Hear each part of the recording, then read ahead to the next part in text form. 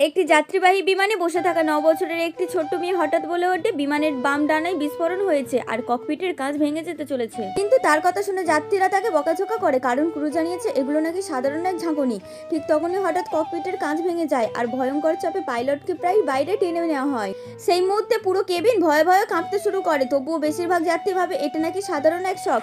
একটি বাচ্চা মেয়ের সতর্কতায় কেউ বিশ্বাস করে না, কারণ ওরা জানে না এই মেয়েটিই ছিল 60 বছর আগে পৃথিবীর সবথেকে দক্ষ নারী পাইলট। এক দুর্ঘটনার মৃত্যুর পর সময় অতিক্রম করে সে ফিরে এসেছে এই মেয়েটির শরীরে। পড়তে থাকা বিমান দেখে সে নিশ্চিত হয় এই বিপর্যয় থামানোর জন্যই তাকে এখানে পাঠানো হয়েছে। আর একমাত্র উপায় হলো ককপিটে গিয়ে নিজে বিমানের নিয়ন্ত্রণ করা। কিন্তু এয়ার হোস্টেস সেটিকে মজা মনে করে নিয়মকানুনের কথা বলে তার কথা উড়িয়ে দেয়।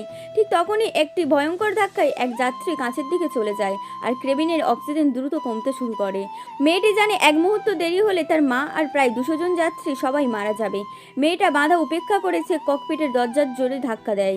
ভিতর থেকে কোনো সাড়া নেই। সে বুঝে যায় পাইলট গুরুতর বিপদে রয়েছে। নিয়মের কারণেই দরজা খুলতে সবাই দ্বিধায় পড়ে। কিছু যাত্রী মেয়েটিকেই দোষ দেয়। এয়ার হোস্টেস কোড দিয়ে দরজা খোলার চেষ্টা করে, কিন্তু দরজাটি খোলে না।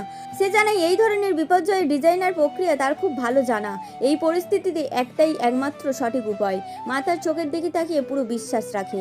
মেয়েটি সর্বোচ্চ স্তরের প্রোগ্রাম চালু করে, যা দেখে পুরো ক্রু হতবাক। ঠিক তখনই কোনো মতে পাইলটকে ভেতরে টেনে আনা হয়। দরজা খুলতেই ভিতরের দৃশ্য সবাইকে কাঁপিয়ে দেয়। চারিদিকে রক্ত, ভাঙা যন্ত্রপাতি ছড়িয়ে ছিটিয়ে।